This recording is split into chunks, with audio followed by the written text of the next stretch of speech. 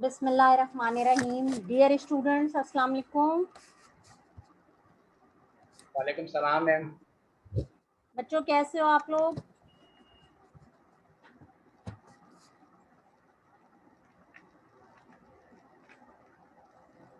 ठीक है ma'am.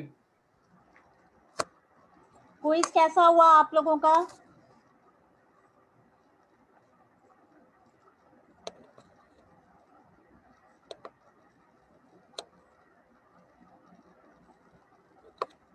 Third year, मेरी आवाज आ रही है? क्विज कैसा रहा तुम लोगों का?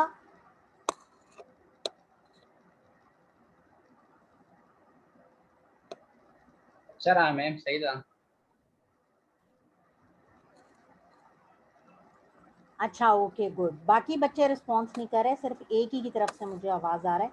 आज मैंने सोचा कि आप लोगों के साथ ये क्विज डिस्कस करते हैं, ताकि आप लोगों को पता चल जाए कि किस तरह से आप लोगों ने क्विज अटेम्प्ट करना है और क्या आप लोगों ने अटेम्प्ट किया, क्या आंसर थे, क्या नहीं। ठीक है, तो मैं एक एक क्वेश्चन जो है ना वो पूछती जाती हूँ और आप लोगों ने मुझे उसका आंसर करना है। ठीक है, तो फर्स्ट क्वेश्चन था कि which of the following chemicals does not set. ये तो सामने खैर आंसर आ रहा है अब इसका। चलो खैर, वैसे आप लोग मुझे सोचकर बताओ कि which of the following chemicals does not satisfy the criteria for a neurotransmitter role in the CNS. A option था एसिटाइल कोलिन, बी था cyclic AMP, C was dopamine and D was glutamic acid. क्या answer mark किया आप लोगों ने? Ma'am B, cyclic AMP. Yes, why? Ma'am because neurotransmitter का जो है ना वो एक क्राइटेरिया होता है, अगर वो उस क्राइटेरिया को फॉलो करता है तो वो न्यूरोट्रांसमीटर कहलाएगा। जिस तरह के सबसे पहले वो न्यूरॉन में पाया जाना चाहिए, सही है, तो ये इस चीज को फॉलो नहीं करता। फिर दूसरी चीज ये कि वो न्यूरॉन से ही रिलीज होना चाहिए, तो इस चीज को भी ये फॉलो नहीं करता। और फिर उसके बाद कहता है न्यूरॉन से ही रिलीज हो और उसके बाद फिर कोई एक्शन प्रोड्यूस करे, तो ये इन तमाम क्राइटेरिया को फॉलो नहीं करता, तो इस वजह से ये न्यूरोट्रांसमीटर नहीं कहलाएगा। बाकी सब फॉलो करते हैं। वेरी गुड, शाबाश काशान बेटे, तुमने बहुत अच्छा आंसर किया।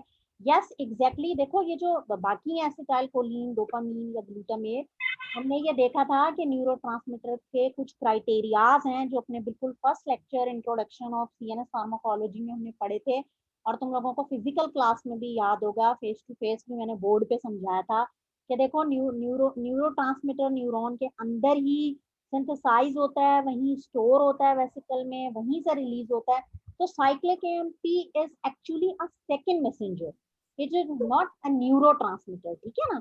तो ये बहुत अच्छा जवाब दिया आपने, शाबाश, इसका मतलब समझ कर पढ़ा है। तो it's the correct answer 100% cyclic AMP यानी कि बी बनेगा। ठीक है, बाकी क्लास एग्रीड?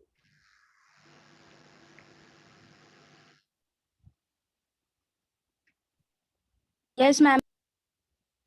ओके, शाबाश। चलो अब सेकंड क्वेश्चन है, anti anxiety agents have, A option है sedative and hypnotic activity, B है muscle relaxing and anti convulsant effect, C है amnesic properties and D is all properties. तो क्या ख्याल है आपके कि क्या करेक्ट आंसर है? Ma'am D, all properties. All properties, हाँ। कोई और बताए? नूर है क्लास में? नूर मौजूद है? मनाहिल, आप बताइए।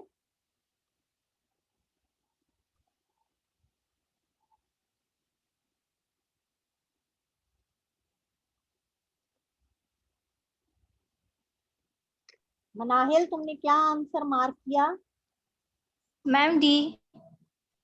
हाँ, डी। ठीक है, देखो एंटी, शाबाश, एंटी एंजाइटी एजेंट्स जो हैं डेफिनेटली वो सेडेटिव भी होते हैं, हिप्नोटिक भी होते हैं, of course muscle relaxing activities भी हैं। अभी आप लोग एपिलेप्सी पढ़ रहे हो तो उसमें यू पीपल हैव सीन के एंटी कन्वल्जन प्रॉपर्टीज भी होती हैं एंटी एंजाइटी एजेंट्स की, और एमनेसिक प्रॉपर्टीज भी होती हैं।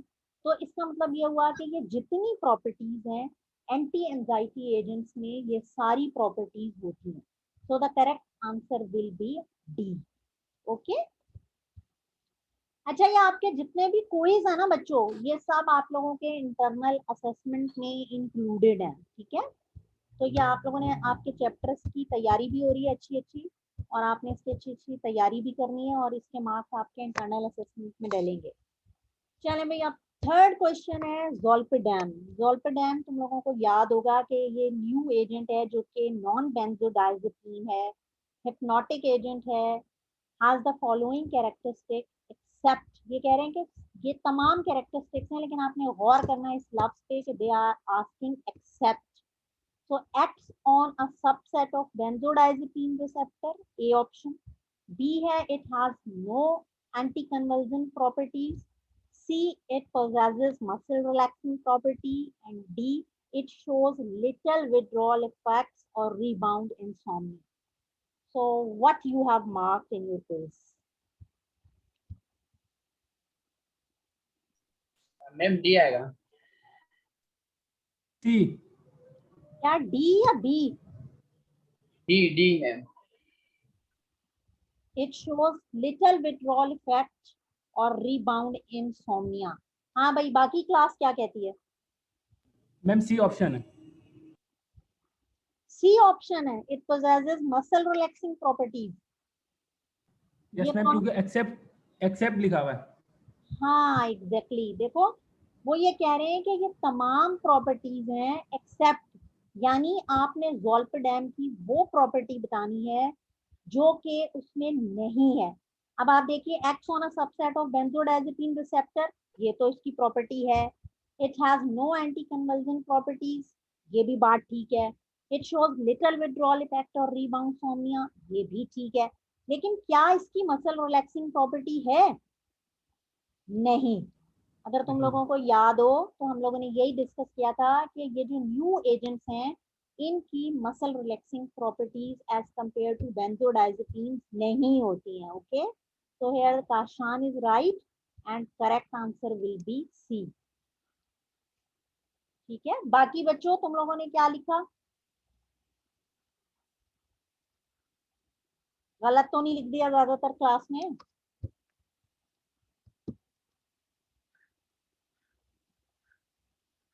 मेरी आवाज आ रही है थर्ड ईयर?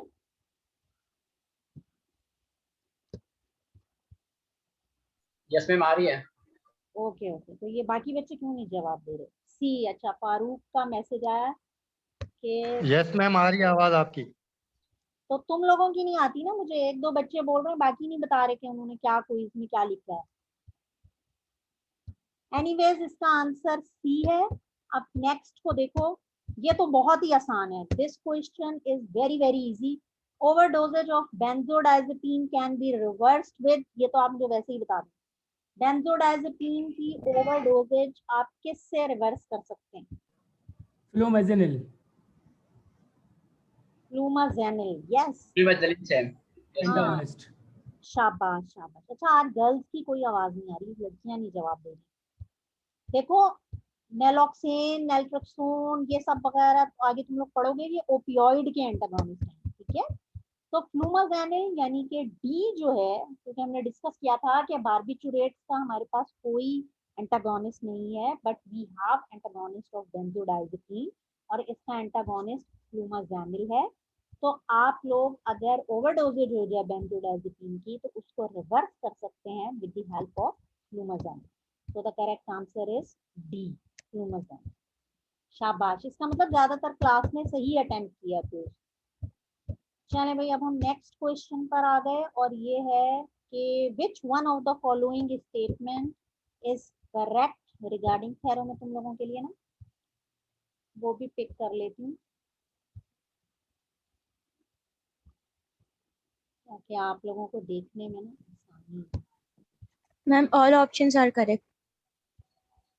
ये देखो, मैं यहाँ से, अच्छा ठीक है, एक मिनट बेटी, जो मैं आप लोगों के लिए स्पॉटलाइट ले ली है मैंने ताकि आप लोगों को आसानी हो। ये देखें, which one of the following statement is correct regarding benzodiazepine. A option देखो, अब आपने करेक्ट बताना है, ट्रू बताना है।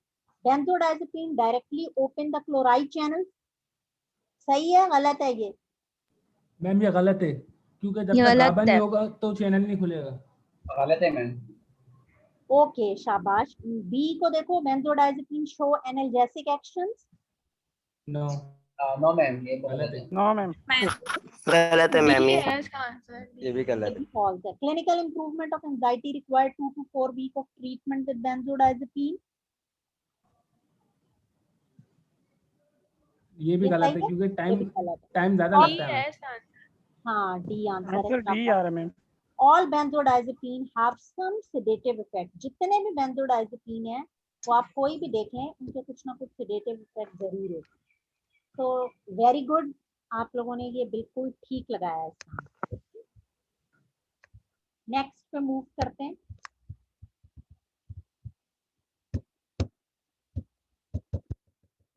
नेक्स्ट क्वेश्चन है phenobarbital के बारे में कि which one of the following statement is correct regarding anxiolytic and hypnotic agents।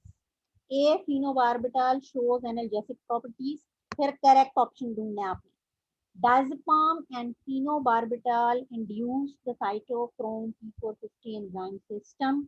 Phenobarbital is useful in the treatment of acute intermittent porphyria। And D, phenobarbital induce respiratory depression which is enhanced by the consumption of ethanol। क्या लिखा तुम लोगों ने? D option है ma'am, D. D लिखा है ma'am. हाँ, D लिखा है तो बिल्कुल सही लिखा है। और ये भी मैं तुम लोगों को बता दूं कि ये वाला क्वेश्चन मैंने लिपिनकॉट से लिया था।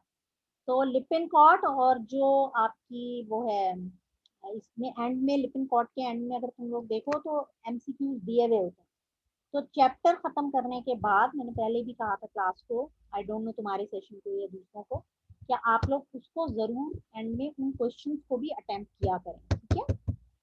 तो करेक्ट आंसर है इसका डी। अच्छा, मुझे आइडिया हो रहा है कि आपने क्विज अच्छा किया। मैं इसका रिजल्ट जो है ना आप लोगों से एलएमएस पर ही शेयर कर दूंगी। अच्छा, ये थोड़ा सा जरा मैंने ट्रिकी डाला था आप लोगों के लिए। इसको देखिए कि क्या लिखा आपने। दिस न्यूरोट्रांसमीटर, यानी जिस न्यूरोट्रांसमीटर की बात हो रही है उसके बारे में कहा जा रहा है कि found in high concentration in cell bodies in the pons and brain stem can exert both excitatory and inhibitory action। Multiple receptor subsite have been identified, some of which are target for drug that can exert both CNS and peripheral action। थोड़ा सा आपको यहाँ इस आखिरी जुमले से थोड़ा सा क्लू मिल सकता है। तो ए है acetylcholine. Acetylcholine. B beta endorphin, alcoholic है। ग्लाइसिन और एपिनेफ्रिन।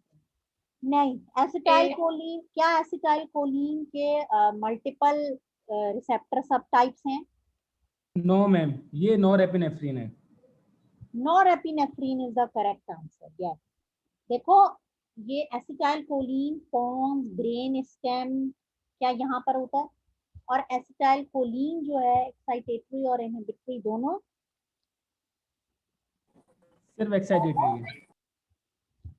इसका करेक्ट आंसर डी है। नॉरएपिनेफ्रिन हर एतबार से इस स्टेटमेंट पर पूरा उतरता है। नॉरएपिनेफ्रिन के बहुत सारे मल्टीपल रिसेप्टर्स हैं। इसके एड्रीनर्जिक रिसेप्टर भी हैं, अल्फा रिसेप्टर हैं, बीटा रिसेप्टर हैं, फिर ये एड्रीनल ग्लैंड से रिलीज होता है, वहां पर भी इसके रिसेप्टर्स मौजूद हैं। इसके सीएनएस पर भी एक्शन है, पेरिफेरल एक्शन भी है, इसकी सेल बॉडी पॉन्स में भी है, ब्रेन स्टेम में भी है, और मोस्टली एक्साइटेटरी है, बहुत सारी जगहों पर ये इनहिबिटरी भी है। लेकिन एसिटाइलकोलिन बहुत कम ही इनहिबिटरी देखा है, एक्साइटेटरी ही होता है most of the time. Ma'am norepinephrine inhibitory कैसे है?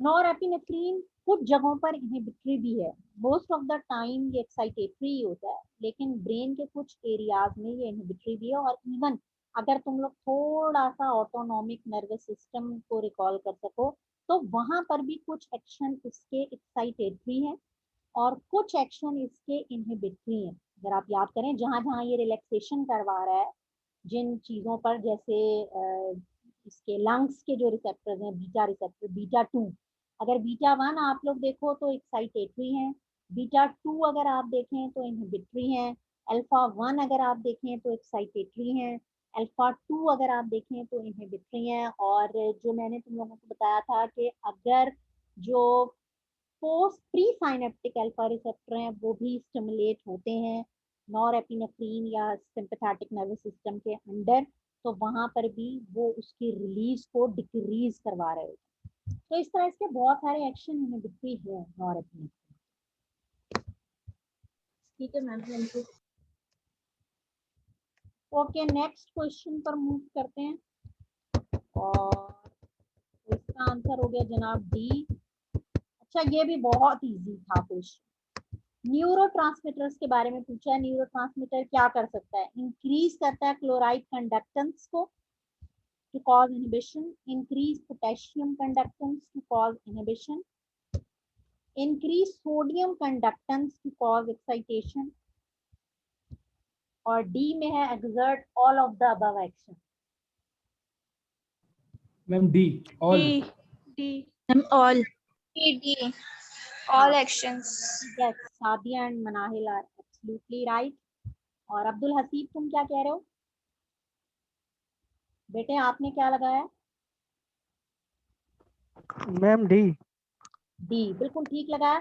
देखो, ये सारे एक्शन न्यूरोट्रांसमीटर के हैं। बहुत सारी जगहों पर क्लोराइड का इनफ्लक्स हो रहा होता है, बहुत सारी जगहों पर पोटेशियम का इनफ्लक्स हो रहा होता है, और बहुत सारी जगह पर सोडियम का इनफ्लक्स हो रहा होता है। अच्छा, इनको आप इनसे मैच कर सकते हैं।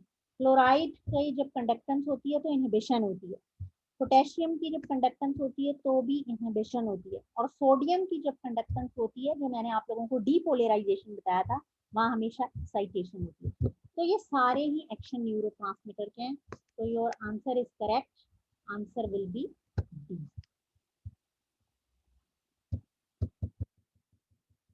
नेक्स्ट क्वेश्चन पे आ जाओ बच्चों।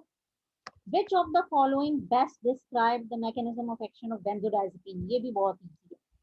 बेंजोडाइजेपिन का मैकेनिज्म ऑफ एक्शन बताना है आपने, और ए है activate GABA B receptor in the spinal cord. सही है ये? फॉल्स है ma'am. No, no, ma'am. No ma'am. Yes, this is false. It blocks the glutamate receptor in hierarchical neuronal pathways in the neuron. सही है ये? No ma'am. No. गलत। This is false. Increase the frequency of opening of chloride. Yes ma'am, ये Yes, true है। सही है। yeah. Yes, this is the correct answer. तो जाहिर है डी भी गलत है। Inhibit GABA transaminase to increase the brain level of GABA, ये भी गलत है। ठीक है, तो इसका करेक्ट आंसर है सी। और हम पढ़ चुके हैं बेंजोडाइजेपिन और बार्बिटूरेट के मैकेनिज्म में क्या डिफरेंस है। Can anyone else? मैम एक फ्रीक्वेंसी को इंक्रीज करते हैं और एक ड्यूरेशन ऑफ एक्शन।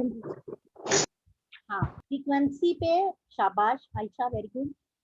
फ्रीक्वेंसी पर काम करते हैं ये आपके बेंजोडाइजेपिन, और बार्बिटूरेट काम कर रहे होते हैं आपके ड्यूरेशन पर, duration of opening of chloride ion channel पर, और यही बेसिकली इनका मैकेनिज्म का डिफरेंस है। ठीक है, अच्छा बच्चों, ये आप लोग ना, कुछ बच्चे ऐसे हैं जो मेरे पास ना उनके रोल नंबर लिखे हुए नहीं आ रहे, सिर्फ उनके नाम आ रहे हैं, और कुछ ऐसे हैं कि जिनके सिर्फ रोल नंबर आ रहे हैं तो नाम नहीं आ रहे।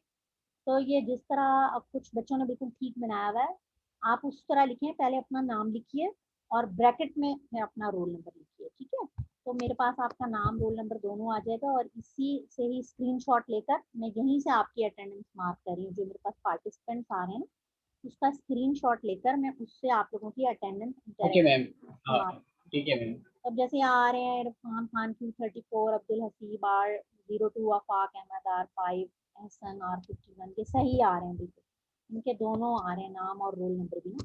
लेकिन अब जैसे अलीजा राशिद हैं, अरीबा खान हैं, आप लोगों के मेरे पास रोल नंबर नहीं आ रहे, तो मुझे अटेंडेंस मार्क करने में ना नाम और रोल नंबर दोनों हो। तो आप लोग अपने जब नेक्स्ट टाइम करें तो आप अपना ब्रैकेट में रोल नंबर भी लिख दें। Okay ma'am. आसानी से मैं भी अटेंडेंस मार्क कर लूंगी और आप लोगों को भी आसानी रहेगी। ठीक है, चलें अभी क्वेश्चन हो गए या कोई रह गया कोई इसका कोई क्वेश्चन? हाँ, एक रह गया। ये क्या है भाई? Sedatives are agents that can cause, A option है स्लीप इंडक्शन, बी ऑप्शन है मसल रिलैक्सेशन, सी है न्यूरॉन रिलैक्सेशन, और डी है मसल एक्साइटेशन। ऑप्शन है मैम। आप लोगों ने क्या लिखा है सेडेटिव्स के बारे में? मैम ऑप्शन सी है। लिखा है, सी। C. आप C. लोग आप मैम न्यूरॉन रिलैक्सेशन। देखो सेडेटिव जो होते हैं ना वो आपके मसल्स को रिलैक्स करते हैं, काम करते हैं। जैसे ये बात सही है कि न्यूरॉन्स को भी रिलैक्स करते हैं, लेकिन जनरली हम ये कहते हैं ना, ए ऑप्शन तो नहीं हो सकता। इसलिए नहीं हो सकता कि सेडेटिव जो हैं वो स्लीप इंडक्शन नहीं करवाते, करवाते तो हैं लेकिन तब हम उनको प्रॉपरली हिप्नोटिक्स कहते हैं। तो आपके जो सेडेटिव होते हैं, हमने बात की थी कि वो हैं जो पेशेंट के मसल्स को काम करते हैं, रिलैक्स करते हैं। तो इसका करेक्ट आंसर जो है वो बी है। वैसे सी भी ठीक है, क्योंकि कॉज तो न्यूरोनल रिलैक्सेशन भी कराते हैं, लेकिन muscle relaxation is more appropriate अगर दोनों आपके पास चॉइसेस हों, क्योंकि सेडेटिव वो एजेंट्स हैं जो काम करते हैं, पेशेंट के मसल्स को रिलैक्स करवाते हैं। तो इसका आंसर बी है। मैम न्यूरॉन्स रिलैक्स होंगे तो मसल्स रिलैक्स होंगे। हाँ, आप सही कह रहे हो। मैं इसीलिए कह रही हूँ कि इसका आंसर ये भी ठीक है, न्यूरॉन रिलैक्सेशन भी है। लेकिन एक जनरली जो सेडेटिव्स की डेफिनेशन के हिसाब से अगर आप देखें ना, क्योंकि ये होना नहीं चाहिए था इस तरह का ऑप्शन, लेकिन एनीवेज अगर इस तरह का कोई क्वेश्चन आ जाए तो फिर आप ये देखें कि सेडेटिव्स की प्रॉपर डेफिनेशन क्या है।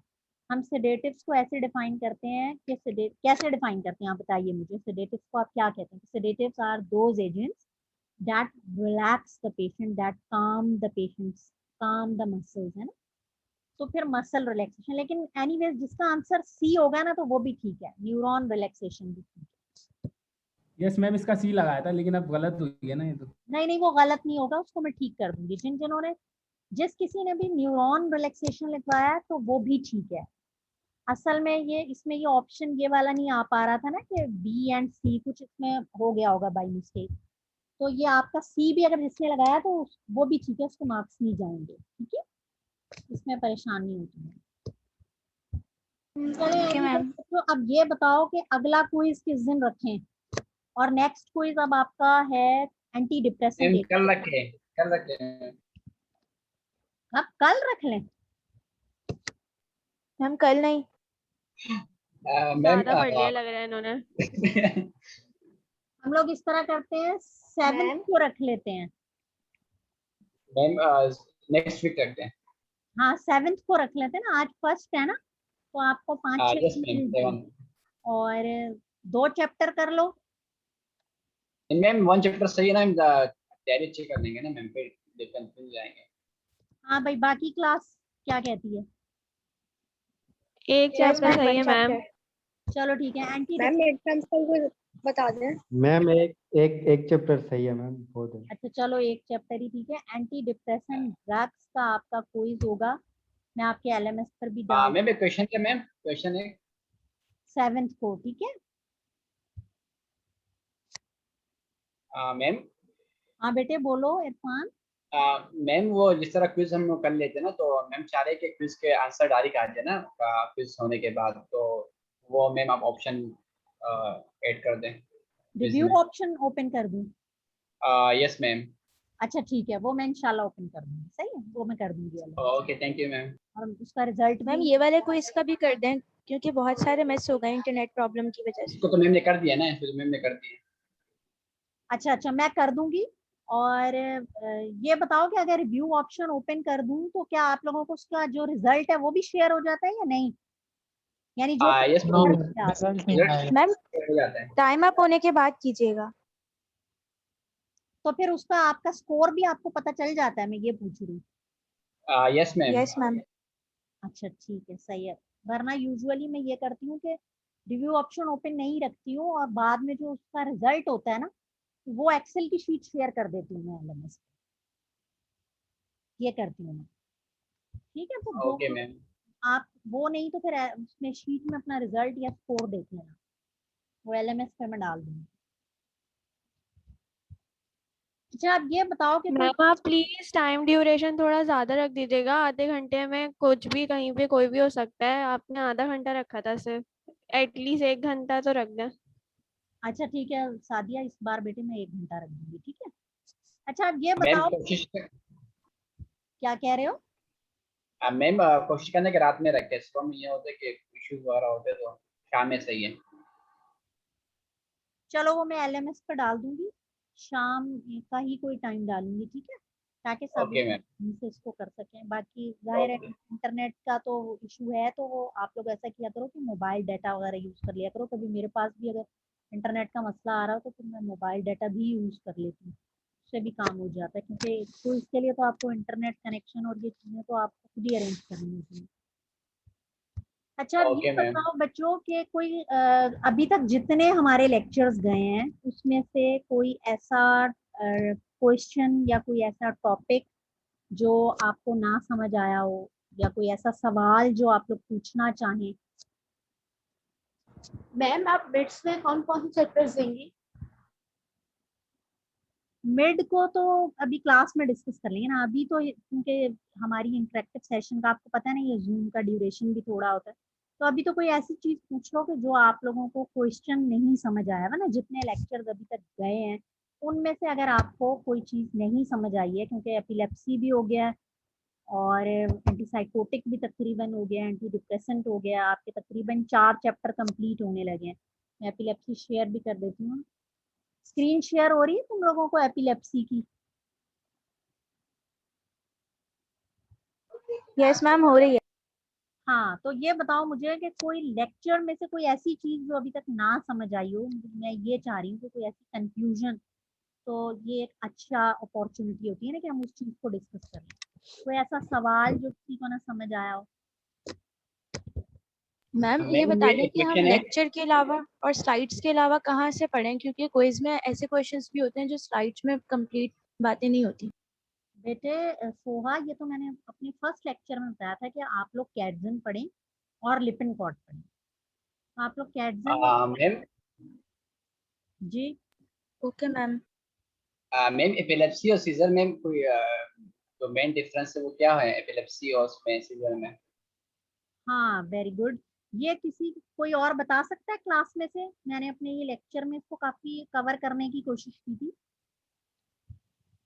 बताइए। ज्यादातर तो ये डॉक्टर या जो ज्यादातर तो सही भी समझते हैं, मतलब कहते हैं कि कोई डिफरेंस नहीं है। तो मेरे लिहाज से तो डिफरेंस है जहाँ तक मैंने स्टडी करा मैम। यस बिल्कुल, देखो मैंने ये तुम लोगों को स्क्रीन नजर आ रही होगी, और 1 मिनट में आप लोगों के लिए जो है यहाँ पे स्पॉटलाइट लेती हूँ ताकि आसानी हो। ये देखिए, ये है कन्वल्जन, ये है सीजर, और ये है एपिलेप्सी। 3 टर्म्स हैं यहाँ पर, और मैंने आप लोगों को ये तीनों टर्म्स इस लेक्चर में समझाने की कोशिश की थी कि देखो, सीजर का सिंपल मतलब ये होता है कि कोई भी अनकंट्रोल्ड इलेक्ट्रिकल एक्टिविटी, ये एक सीजर को कहेंगे आप। यानी कि हमारे ब्रेन की एक पर्टिकुलर इलेक्ट्रिकल एक्टिविटी है ना, जिस तरह से हार्ट की एक एक्टिविटी है, हम ईसीजी करते हैं, इसी तरह ब्रेन की भी इलेक्ट्रिकल एक्टिविटी है जो कि एक कंट्रोल्ड होती है, और वो ईईजी पैटर्न जो है आप उस पर देख भी सकते हैं। लेकिन अगर कोई अनकंट्रोल्ड इलेक्ट्रिकल एक्टिविटी हो जाए, वो उसे हम सीजर कहते हैं, ठीक है। अब अगर पर किसी भी पर्सन को 2 या 2 से ज्यादा सीजर्स हो, तो हम कहते हैं कि उसको एपिलेप्सी का प्रॉब्लम है, एपिलेप्सी की डिजीज है। उस एक अनकंट्रोल्ड इलेक्ट्रिकल एक्टिविटी को हम सीजर कहते हैं। और जाहिर है कि अगर पेशेंट को 2 या उससे ज्यादा सीजर्स आ रहे हैं, उसमें रिकरेंट सीजर्स की टेंडेंसी है, तो उसको ये एक डिजीज है जिसे हम एपिलेप्सी का नाम देते हैं। जबकि कन्वल्जन, मैंने ये कहा था कि कन्वल्जन जो है वो अनकंट्रोलेबल मसल कॉन्ट्रैक्शन होती है।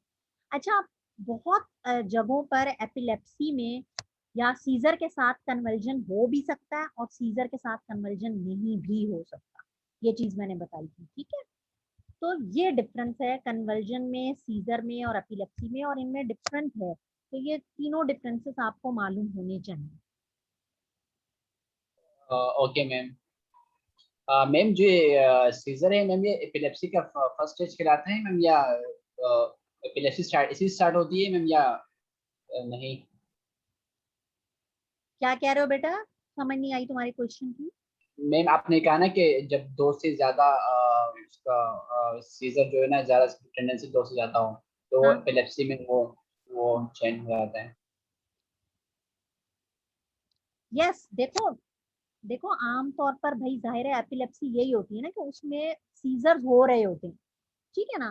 तो उस डिजीज को हम एपिलेप्सी कहते हैं। लेकिन अब उसके अंदर जो अनकंट्रोल्ड करंट आ रहा है, उस एक अनकंट्रोल्ड करंट को हम सीजर का नाम दे रहे हैं। अब जितने ज्यादा आते जाएंगे तो हम उनको कह रहे हैं कि उनको सीजर्स हो रहे हैं, और जब बार बार ये सीजर्स हो रहे हैं तो ये डिजीज एपिलेप्सी है। ओके मैम, ठीक है मैम, समझ गया। अच्छा, आयशा ने हैंड रेज किया है। और मैम मुझे एपिलेप्सी जरूरी है कि क्या वो बाय बर्थ से ही हो या फिर लाइफ के किसी भी मतलब हिस्से में हो सकती है, लाइक चाइल्डहुड या एडोलेसेंस में डायरेक्ट हो जाए या एडल्टहुड में डायरेक्ट हो? हाँ बेटे, जो एपिलेप्सी है ना, ये बाय बर्थ भी हो सकती है, जेनेटिक भी हो सकती है, और ज़रूरी नहीं है कि ये बाय बर्थ भी हो। बहुत जगहों पर ये यानी लाइफ के बाद में भी, लाइफ के किसी भी हिस्से में ये बाद में भी जो है ना इंड्यूस हो सकती है, या ये डिजीज बाद में भी अराइज हो सकती है। तो ज़रूरी नहीं है कि ये बाय बर्थ ही हो, लेकिन बहुत सारे केसेस में ये बाय बर्थ भी होती है। और इसका जो रीजन हमने पढ़े थे तो उसमें इसकी जेनेटिक टेंडेंसी भी बहुत ज़्यादा है। Yes ma'am, okay.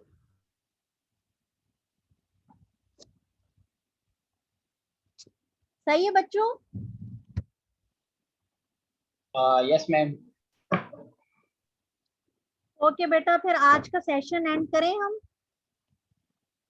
Yes ma'am. Ma'am next week पे मैम क्विज से पहले भी एक सेशन रख लेना, कोई हमें इसमें कोई मुश्किलात हो तो फिर उसमें हम कर सकें मैम।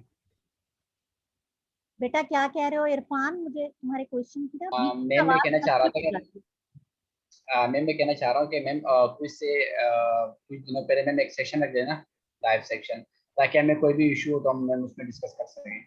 हाँ, तो वो तो आप लोगों का हर वीक है ना, यस हर मैम। वीक वाइज ही हो रहा है ना आप लोगों का। वो तो हर वीक इसीलिए रखा हुआ है कि आपके जो कोई क्वेश्चंस हैं, कोई क्वेरीज हैं, हम वो भी डिस्कस कर लें। और मैंने आज इसलिए ज्यादा बेहतर समझा कि हम क्विज भी डिस्कस कर लें, क्योंकि देखो क्विज जो होते हैं ना, ये आप लोगों की प्रेपरेशन के लिए होते हैं, आप लोगों की तैयारी के लिए होते हैं। और आई अश्योर यू कि आप लोगों के जो आगे जो क्विजेज होंगे ना, वो इससे ज्यादा अच्छे होंगे। तो ये क्विज, यस मैम। हाँ, नेक्स्ट क्विज आपका इससे ज्यादा अच्छा होगा। तो अगर मैम क्विज नेक्स्ट चैप्टर कौन सा है मैम?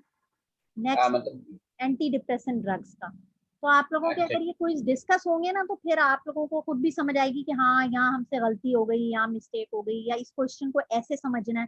तो क्वेश्चन तो आपको समझाने के लिए है, इसलिए इनकी अगर डिस्कशन नहीं करेंगे ना, तो आपके नेक्स्ट क्विज इतने अच्छे प्रिपेयर नहीं होंगे। फिर आप ओके डेफिनेटली, आपके मिड होंगे या पेपर्स होंगे जो भी, तो आप उसकी और अच्छे से इसी पैटर्न पे तैयारी करेंगे ना। बहुत सारी चीजें क्लियर होती हैं आफ्टर डिस्कशन। तो अब आप लोग देखिएगा, आपका नेक्स्ट क्विज इससे अच्छा होगा इंशाल्लाह। ओके मैम, ठीक है। सही है बच्चों, कोई और क्वेश्चन है किसी को?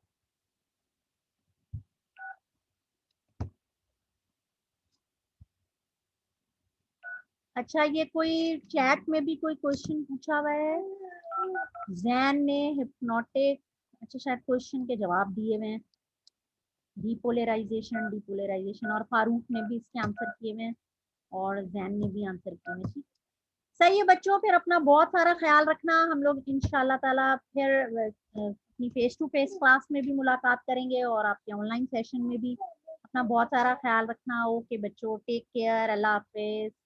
अल्लाह हाफिज। अल्लाह हाफिज मैम। ओके बेटा, you welcome, Allah Hafiz. Allah Hafiz.